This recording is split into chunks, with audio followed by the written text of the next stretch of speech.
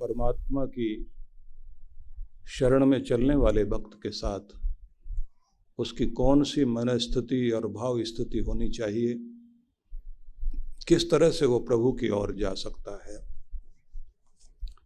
भगवान ने कुछ अलग अलग तरह की श्रेणियां बताई। समः शत्रु च मित्रे च तथा मानाप मानयोः शीतोष्ण सुख दुखेषु समसंग विवर्जितः।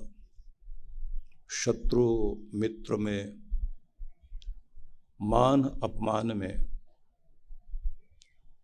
जो सम रह सके, संतुलित रह सके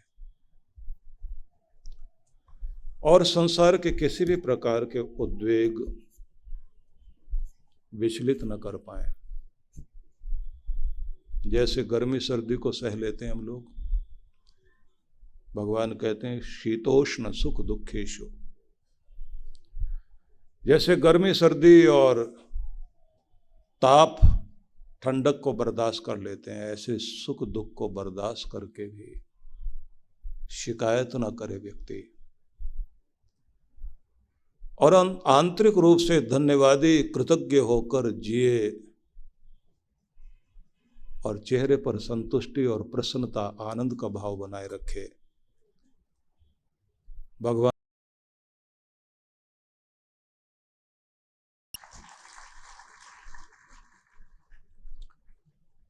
ये भी कहा संग विवर्जित।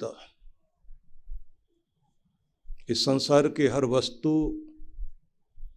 व्यक्ति के साथ चिपक जाती है, उसकी स्मृतियां, उसके साथ हमारा अपनापन, उसके साथ हमारा ममत्व, हमारा अटैचमेंट वस्तु से, व्यक्ति से, पदार्थों से, स्थान से, समय से, हालात से, सबसे हम लोग कहीं ना कहीं इतने ज़्यादा चिपक जाते हैं,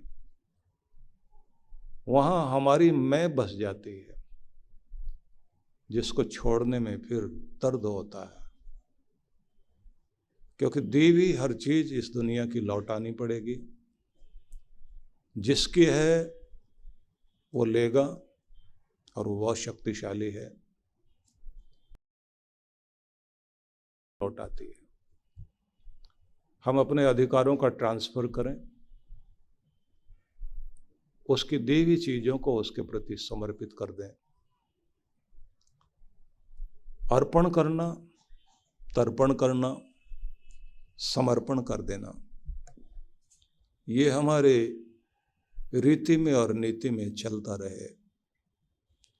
भगवान कहते हैं तब तुम मेरे प्रिय कहलाओगे। तुल्य निंदा स्तुति मौनी संतुष्टो एन केनचित अनिकेत स्थिर मतिर भक्तिमान में प्रियो नरः। भगवान ये भी कह रहे हैं निंदा स्तुति में तुम तुलना न करके सम अवस्था से गुजर सको, क्योंकि जीवन में ये सब चीजें आएंगी। मान मिला है तो अपमान भी, और संयोग है तो वियोग भी, पाना है तो खोना भी, लिया है तो देना भी पड़ेगा, मिले हैं तो बिछड़ेंगे भी। सबको ये सारी चीजें सहनी पड़ती हैं। बड़प्पन यही है, मानसिक स्थिति को संभाल लिया जाए। जो लोग नहीं संभाल पाते, मानसिक आघात उनके जीवन में आ जाता है, समय उनके लिए रुक जाता है और जिंदगी में दर्द बढ़ने लगता है। और संसार घटनाओं का प्रवाह है, इसमें हर पल कुछ न कुछ घट रहा है। यही घड़ी है जिस घड़ी में हम लोग यहाँ बैठे हैं। कहीं किसी की चिता जल रही होगी और कहीं हॉस्पिटल में कोई बच्चा जन्म ले रहा होगा, किसी का सुहाग उजड़ रहा है और किसी का घर बस रहा है, किसी की अमीरी बनी होगी इसी पल में और किसी के हाथ से रहासा जाता रहेगा। एक जैसी स्थिति किसी की भी नहीं। न जाने हमारा भाग्य और हमारा कर्म हमें क्या क्या दिखाए। भारत के ऋषियों ने तप को बड़ा महत्व दिया। भारत के ऋषियों ने कहा कि तुम्हें तप करना चाहिए, तपस्या, कि वक्त के पार जा सको, स्थितियों से ऊपर उठकर जी सको। कोई दबाव, कोई प्रभाव तुम्हें प्रभावित न कर सके, रुलाने वाली घड़ियां तुम्हें रुला न सकें, और तुम्हारे सामने तुम्हारे जो कर्तव्य हैं उन्हें तुम निभा सको। जिंदगी की समस्याओं से कहीं भी भागो नहीं, तुम उनमें जी भर के जी सको। भगवान कहते हैं कि ऐसी स्थितियों में जब आप ऊंचे उठते हैं, स में प्रिय शब्द का प्रयोग करते हुए भगवान कहते हैं वो ऐसा कोई जो होता है मेरा प्यारा है। मैं ये निवेदन आप सबसे करना चाहता हूं, जिंदगी जीने के लिए ये बहुत आसान बनाने का एक मार्ग है कि जैसे आप बदलते हुए मौसम में अपने आप को शिकायत नहीं कर सकते, कहोगे ये तो जिंदगी का हिस्सा है, तो वैसे ही सुख दुख को भी।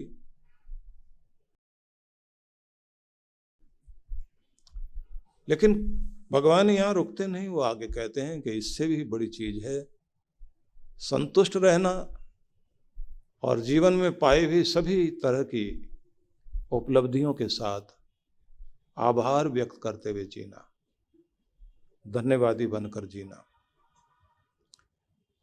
जब आप धन्यवाद करते हैं तो भगवान से और कुछ पाने के योग्य बनते हैं, बहुत कुछ मिलता है आपको।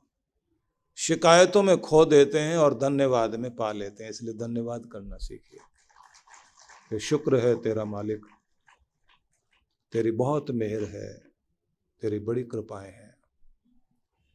जब आप हर स्थिति में धन्यवाद करने वाले बनते हैं तो और दया होगी, इसे भी ध्यान में रखिए। भगवान ने एक शब्द और कहा, अनिकेत। निकेत, निकेतन, ये घर के लिए कहा जाता है। अनिकेत शब्द का अर्थ यहां कोई घर नहीं है, मतलब ये दुनिया जैसे आप अपना सदा का ठिकाना मान रहे हैं, ये ठिकाना नहीं है। असली ठिकाना भगवान का धाम है, वहीं लौटना पड़ेगा, वहीं जाना पड़ेगा। तो उस घर को याद रखना।